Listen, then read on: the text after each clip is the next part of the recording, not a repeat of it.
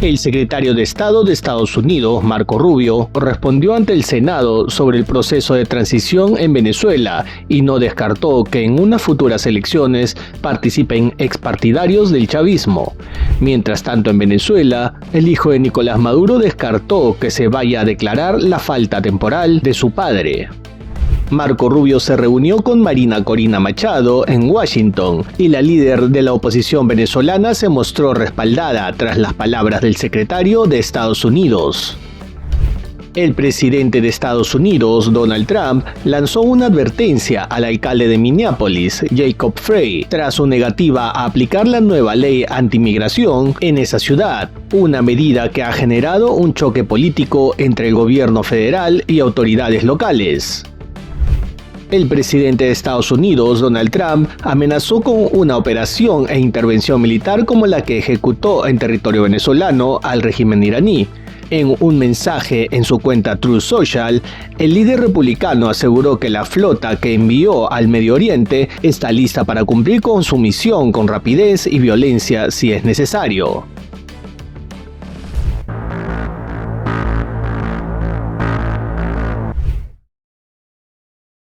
El secretario de Estado de Estados Unidos, Marco Rubio, compareció ante el Comité de Relaciones Exteriores del Senado para hacer pública la política de la administración Trump hacia Venezuela tras la operación militar que terminó con la captura de Nicolás Maduro a principios de enero.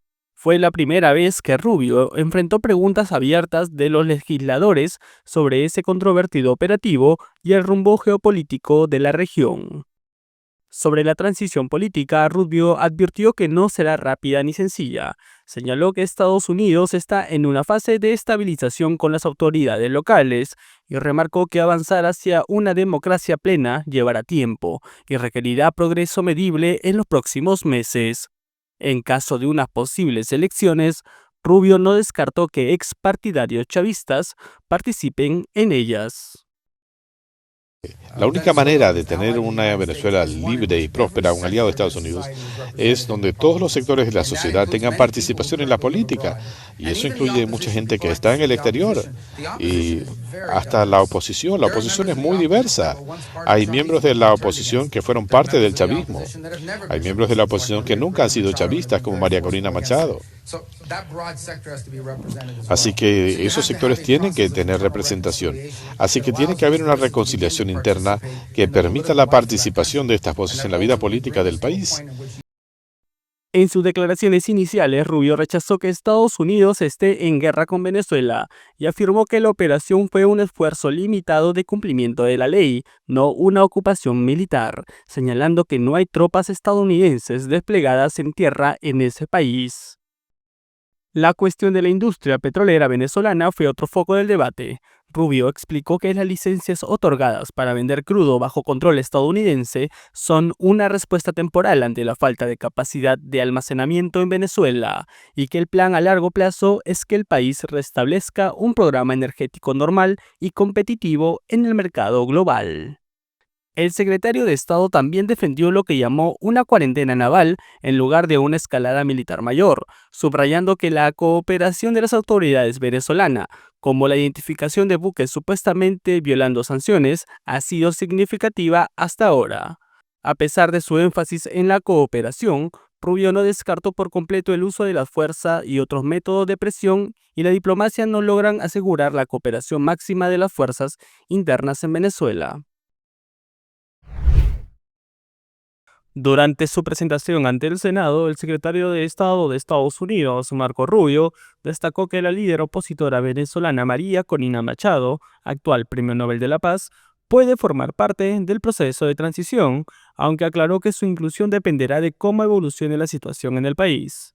Lo que intentamos desencadenar aquí es un proceso de estabilización y recuperación y transición hacia una situación en la que María Corina y otras personas puedan formar parte, afirmó Rubio tras destacar su participación como opositora.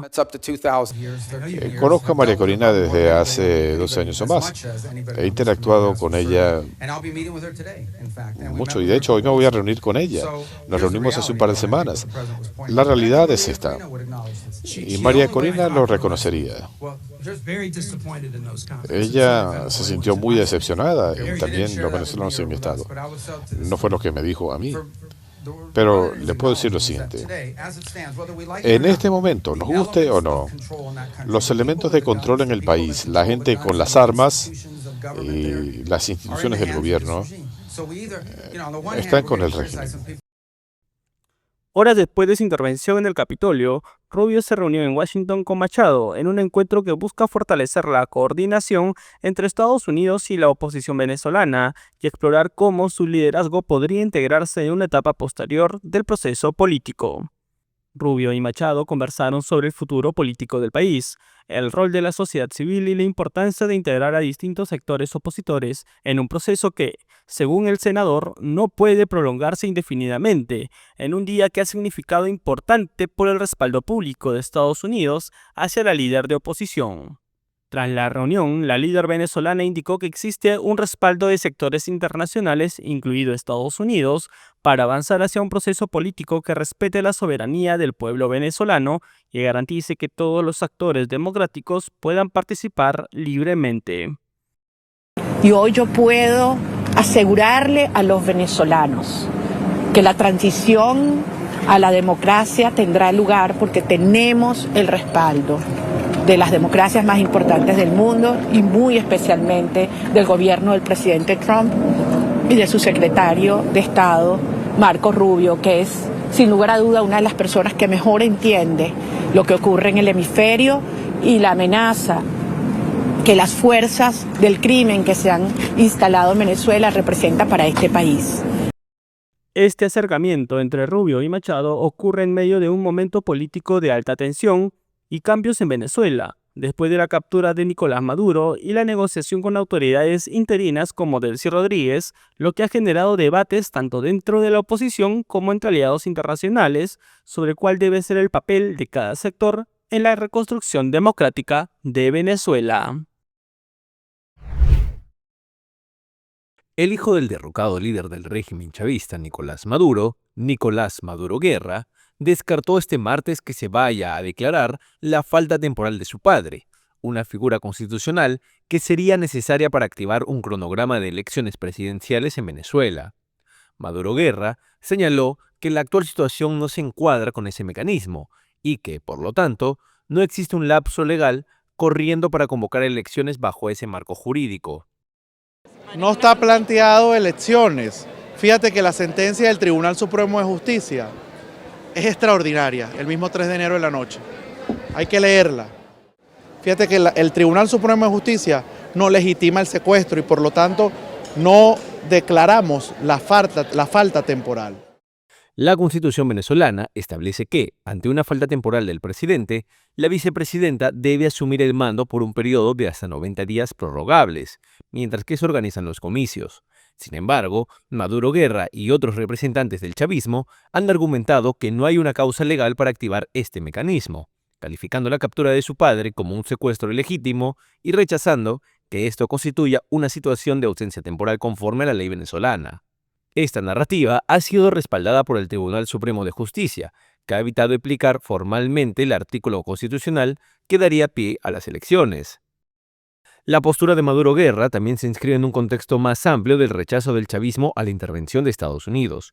El discurso oficial enfatiza que la acción militar estadounidense y la detención forzada de Nicolás Maduro no tiene validez jurídica ni política, por lo que consideran que no se deben activar mecanismos que abrirían espacio a cambios institucionales como elecciones anticipadas. Desde la perspectiva, mantener la continuidad del régimen sin convocar comicios es, según el entorno del expresidente, una forma de salvaguardar la legitimidad interna frente a lo que consideran una intervención externa. La negativa de declarar la falta temporal tiene aplicaciones indirectas sobre el futuro político de Venezuela. Al no reconocer ese estado constitucional, no se pone en marcha el reloj para una transición electoral, lo que por ahora mantiene el status quo bajo la presidencia encargada de la vicepresidenta Delcy Rodríguez. Este enfoque contrasta con las expectativas de sectores de la oposición venezolana y de varios gobiernos extranjeros, que ven en la convocatoria de elecciones libres y transparentes una salida a la prolongada crisis política y económica que vive el país. Como se recuerda, durante los inicios de esta semana, la presidenta encargada de Venezuela, Delcy Rodríguez, había lanzado un mensaje duro contra la administración de Donald Trump, afirmando que ya basta de órdenes de Washington sobre los políticos en Venezuela, al recargar que los asuntos internos deben resolverse mediante la política venezolana y no por intervenciones o directrices externas tras la captura de Nicolás Maduro por Estados Unidos. Estas palabras pronunciadas durante un acto público y difundidas por los medios representan uno de sus rechazos más explícitos a la presión estadounidense en el actual contexto político, marcando la primera vez que Rodríguez reconoce y repudia de forma tan directa las insinuaciones de la Casa Blanca sobre la influencia de Washington en el gobierno venezolano y su papel tras la captura del expresidente. La presidenta interina de Venezuela, Delcy Rodríguez, anunció que Estados Unidos comenzó a desbloquear fondos congelados de Venezuela por sanciones, como parte de una agenda de trabajo con Donald Trump. Rodríguez destacó que estos recursos, que según diversas estimaciones incluyen miles de millones de dólares en activos retenidos desde sanciones pasadas, ahora serán liberados y serán destinados a inversiones prioritarias para el país. Esa agenda de trabajo y que estamos hoy haciendo actividades de salud, yo quisiera también informar que nos encontramos desbloqueando recursos de Venezuela que pertenecen al pueblo de Venezuela, los estamos desbloqueando y va a permitir que podamos invertir recursos importantes en equipamiento para los hospitales, equipamiento que estamos adquiriendo en Estados Unidos y en otros países, equipamiento para el área de la electricidad, equipamiento para el área de la industria gasífera en Venezuela. El desbloqueo de estos activos representa un giro significativo en las relaciones entre Caracas y Washington, marcando un momento de aproximación entre ambas administraciones tras años de tensiones por sanciones, embargo petrolero y disputas diplomáticas. Aunque Rodríguez no detalló cifras específicas, subrayó que la liberación de estos recursos forma parte de un marco de trabajo conjunto con la administración de Donald Trump que, según ella, busca beneficiar al pueblo venezolano mediante inversiones en el sector estratégico. Como se sabe, Estados Unidos desde el 2019 congeló diversos activos y recursos venezolanos en cuentas internacionales debido a sanciones impuestas desde el 2019, incluidas aquellos bajo gobiernos anteriores que restringieron el acceso a reservas en el exterior y cuentas del Estado venezolano por disputas políticas y económicas con Washington. Maduro llegó a mencionar en años previos que estos activos podrían ascender a aproximadamente $30.000 millones. Cuidar la soberanía y los intereses democráticos de Venezuela. Ese fue el llamado del presidente de Brasil, Luis Inácio Lula da Silva, dirigido a su par estadounidense, Donald Trump, en declaraciones a la prensa durante un foro económico en Panamá. Trump ha afirmado estar a cargo de Venezuela tras la operación militar estadounidense del 3 de enero que culminó con la captura de Nicolás Maduro y dejó en el poder como presidenta encargada a Delcy Rodríguez, aliada del depuesto líder socialista. Quien va a encontrar una solución para el pueblo de Venezuela es el pueblo. El pueblo venezolano no será Brasil, no fue Estados Unidos, será Venezuela. Y tenemos que tener paciencia y ayudar para que el pueblo venezolano pueda ocuparse de su destino. La patria de Bolívar. Mientras tanto, en Colombia, el presidente Gustavo Petro pidió a Estados Unidos devolver a Maduro a Venezuela. Tienen que devolverlo y que lo juzgue un tribunal venezolano, no estadounidense. La declaración se da a pocos días de la reunión prevista entre Petro y Trump el 3 de febrero en la Casa Blanca, en el primer encuentro entre los dos mandatarios tras meses de agrias confrontaciones verbales. Los presidentes limaron asperezas tras una llamada telefónica que marcó un punto de inflexión en sus relaciones. Jamás envainar la espada si no había libertad.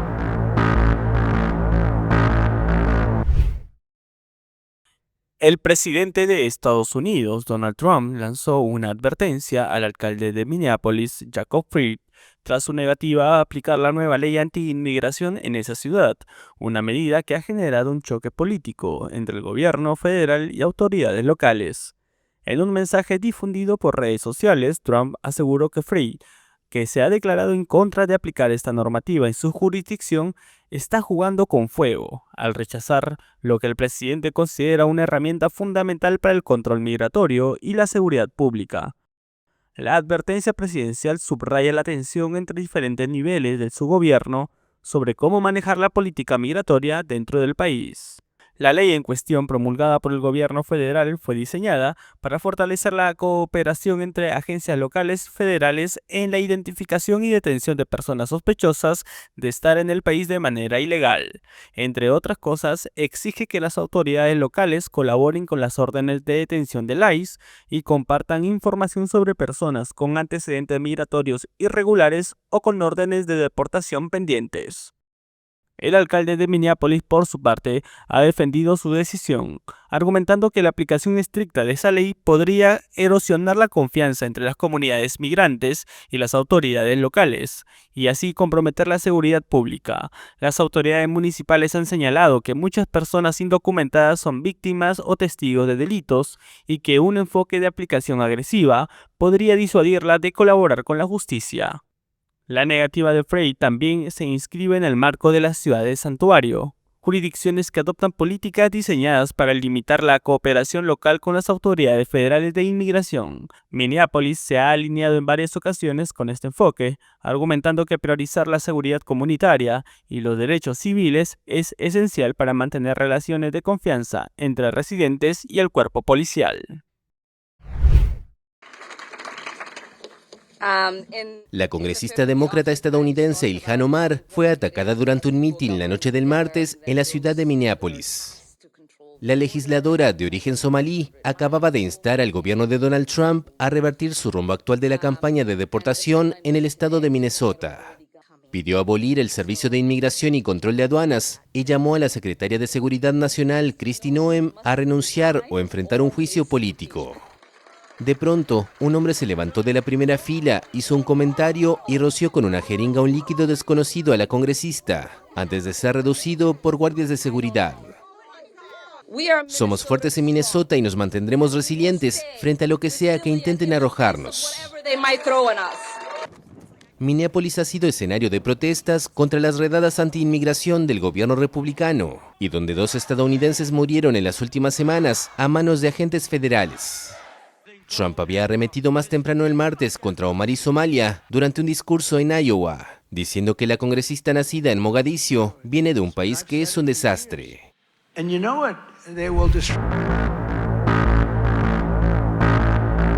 El presidente de Brasil, Luis Inácio Lula da Silva, y el mandatario electo de Chile, José Antonio Kast, acordaron reforzar la cooperación bilateral para enfrentar el crimen organizado y fortalecer la estabilidad regional.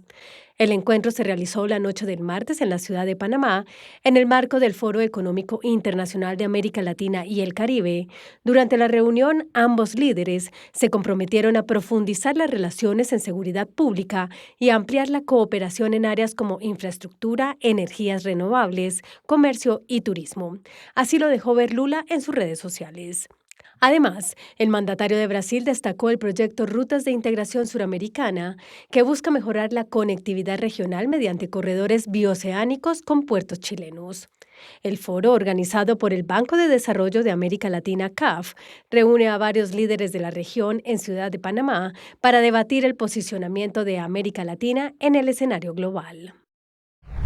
Las autoridades paraguayas extraditaron a Perú al presunto líder de una banda criminal, Eric Moreno, alias El Monstruo, uno de los más buscados por la justicia del país andino, donde debe responder por los delitos de robo, extorsión, secuestro y organización criminal. Así lo informó el jefe del departamento de Interpol, Julio Maldonado. Como les dije, el procedimiento radicó en lo que es la extracción de este ciudadano peruano de la penitenciaría Martín Mendoza, ubicada en la ciudad de Moscada, a primera hora de la mañana. El traslado sin ningún tipo de inconveniente hasta la Fuerza Aérea, a la Prefectura Aérea de esta unidad militar. El Ministerio de Justicia informó en un comunicado de que a las 6 en punto, hora local, dio cumplimiento a la orden judicial de extradición de Eric Moreno, quien permanecía en prisión preventiva en el Centro Penitenciario de Reinserción Social Martín Mendoza de Emboscada desde el 26 de septiembre pasado. Como presunto cabecilla de la banda bautizada por las autoridades como Los Injertos del Cono Norte, la policía peruana le atribuye otros casos de extorsión ocurridos en los últimos meses en Lima. Moreno estaba incluido en la lista de los más buscados del Ministerio del Interior de Perú, que ofrecía $1 millón por información sobre el entonces prófugo. Miles de cubanos, incluido el presidente Miguel Díaz-Canel, participaron el martes de la tradicional Marcha de las Antorchas en La Habana. Este año el evento se declaró también antiimperialista, en un contexto de crecientes tensiones con Washington, tras la operación militar estadounidense que culminó con la captura a inicios de enero del entonces presidente venezolano Nicolás Maduro, principal aliado político de Cuba en la región. Desde entonces el mandatario estadounidense Donald Trump ha endurecido sus señalamientos públicos hacia Cuba, hasta el punto de instar a la isla a alcanzar un acuerdo cuya naturaleza no precisó antes de que sea demasiado tarde. Podemos tener miles de problemas, como lo tenemos, no podemos esconderlo. Tenemos problemas económicos, tenemos problemas sociales, pero queremos mejor la paz antes de doblegarnos, que nos arrodillen ante el imperialismo. Nosotros somos la continuidad del proceso y ya hay que echar para adelante y representar al país. Esta movilización se realiza tradicionalmente el 27 de enero, en víspera del natalicio del héroe nacional de Cuba, José Martí, y reproduce un desfile organizado la noche del 27 de enero de 1953 por el entonces estudiante y luego dirigente cubano Fidel Castro y otros jóvenes, en desafío al gobierno de Fulgencio Batista.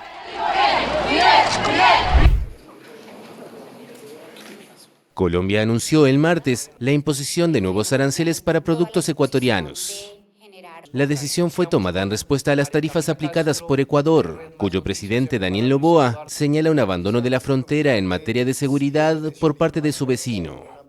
La imposición también, de manera recíproca, del 30% a 23 productos ecuatorianos y sus subproductos. Esta medida ya está publicada.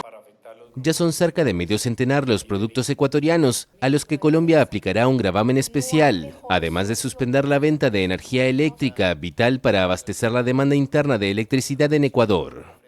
El gobierno de Noboa reaccionó con un aumento de un 900% en la tarifa de transporte de crudo colombiano a través de su principal oleoducto. Es sorprendente porque todo el tema del narcotráfico en Ecuador se mueve más en la zona de la costa y no en nuestra frontera, porque tenemos un pie de fuerza controlando de más de 10.000 hombres de fuerza de seguridad, incautando y persiguiendo al crimen organizado. Por eso resulta mucho más sorprendente esa excusa. La canciller colombiana dijo que espera lograr un diálogo franco, sincero y constructivo con el gobierno ecuatoriano esta misma semana. No fue una propuesta.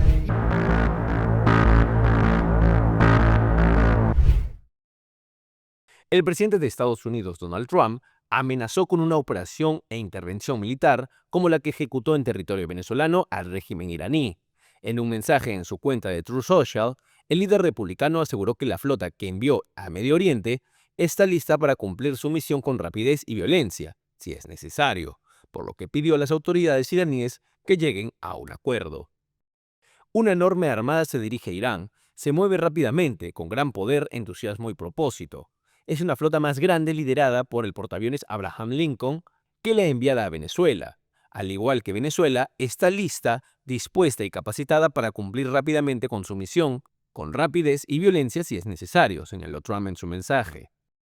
Asimismo, Trump recordó que ya pidió a Irán que lleguen a un trato respecto a sus armas nucleares, por lo que dijo esperar que el gobierno iraní se siente a la mesa de negociaciones para un acuerdo equitativo y justo. El tiempo se acaba, es realmente esencial. Como le dije a Irán una vez, lleguen a un trato. No lo hicieron y hubo la operación Martillo de Medianoche, una gran destrucción para Irán. El próximo ataque puede ser mucho peor. No permitan que eso vuelva a suceder, indicó.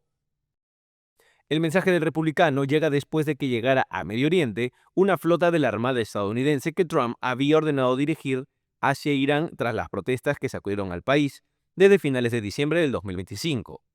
Las protestas, especialmente de los días 8 y 9 de enero, fueron sofocadas violentamente por el régimen de la República Islámica, pero no hay manifestaciones relevantes en el país.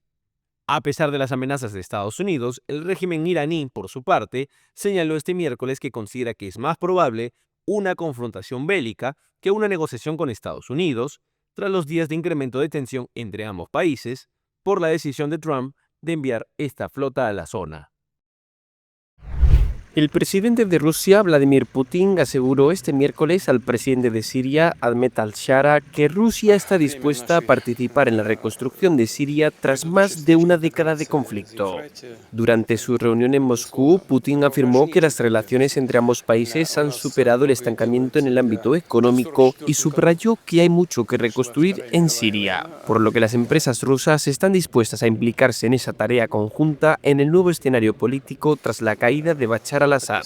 Putin reconoció que aún quedan numerosos asuntos económicos por discutir y señaló que la visita servirá para abordarlos. Al-Shara, que visita Rusia por segunda vez en menos de 4 meses, agradeció el importante papel de Rusia en la estabilización de la situación en el país árabe y toda la región. Durante las negociaciones de este miércoles también se conversará sobre la presencia de los militares rusos en el país árabe. Según la prensa internacional, Rusia estaría retirando estos días sus fuerzas del aeródromo de Kamishli en el noroeste de Siria a la base aérea Memin en Latakia, aunque por el momento no se ha producido confirmación oficial. El primer ministro de Israel, Benjamin Netanyahu, afirmó el martes que, tras la repatriación del cuerpo del último de los 251 rehenes secuestrados por Hamás durante el ataque del 7 de octubre de 2023, su gobierno ahora se concentra en el desarme del grupo y la desmilitarización de la Franja de Gaza. Ahora estamos centrados en completar las 2 tareas restantes: desarmar a Hamás y limpiar Gaza de armas y túneles. En una conferencia de prensa televisada, Netanyahu reiteró que Israel no permitirá la creación de un Estado palestino en Gaza y que mantendrá el control de seguridad tanto del enclave como de Cisjordania. Varios países europeos en 2025 reconocieron a Palestina como Estado. Estoy oyendo que permitiré el establecimiento de un Estado palestino en Gaza. Eso no ha pasado y no pasará. El actual acuerdo de alto el fuego, impulsado por Estados Unidos y en vigor desde el 10 de octubre, puso fin a 2 años de conflicto y establece en su segunda fase el desarme del movimiento islamista palestino. Hamás, que gobierna Gaza desde 2007, asegura que la devolución del cadáver del rehén Rangvili demuestra su compromiso con el cese al fuego, aunque se ha negado hasta ahora a entregar sus armas. Netanyahu subrayó que Israel ejercerá el control de seguridad desde el río Jordán hasta el mar, una postura que sigue siendo uno de los principales puntos de fricción en las negociaciones regionales y en los esfuerzos internacionales por una solución duradera al conflicto. El primer ministro también lanzó una advertencia directa a Irán al asegurar que Israel respondería con una fuerza sin precedentes ante cualquier ataque. Israel despidió el miércoles al último de sus rehenes que permanecía en la Franja de Gaza.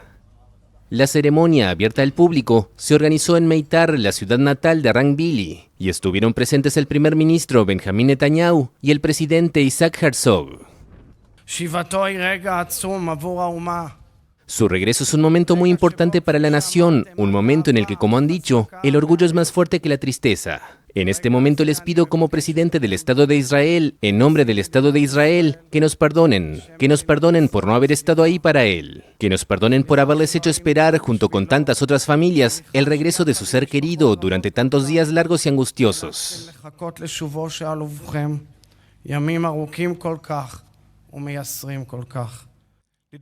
El cuerpo del policía, que murió durante el ataque de comandos islamistas del 7 de octubre de 2023 en el sur de Israel, fue repatriado el lunes, tras la búsqueda emprendida por el ejército israelí en un cementerio del norte de la Franja de Gaza. Vili fue abatido mientras defendía el Kibbutz Salumim, y su cadáver fue llevado al enclave palestino por los combatientes de Hamás. El movimiento islamista palestino afirmó que les había indicado a las fuerzas israelíes el lugar en el que se encontraba el cadáver, como muestra de buena voluntad y de su compromiso con el alto al fuego en vigor desde el 10 de octubre.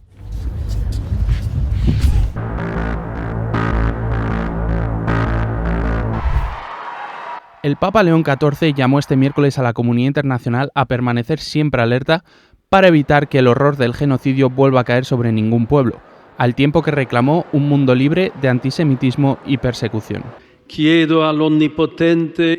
En esta ocasión anual de doloroso recuerdo, pido al Todopoderoso el don de un mundo sin antisemitismo y sin prejuicios, opresión y persecución para ningún ser humano. Renuevo mi llamamiento a la comunidad de naciones para que siempre esté alerta. A la comunidad de las naciones affinché sia sempre vigilante. El Papa recordó la celebración ayer del Día Internacional en memoria de las víctimas del Holocausto, una tragedia que, según subrayó, causó la muerte de millones de judíos y muchas otras personas. También aprovechó su intervención para expresar su solidaridad con el pueblo de Mozambique ante las devastadoras inundaciones que afectan al país africano y que han causado al menos 137 muertos desde el pasado octubre, según los últimos datos oficiales.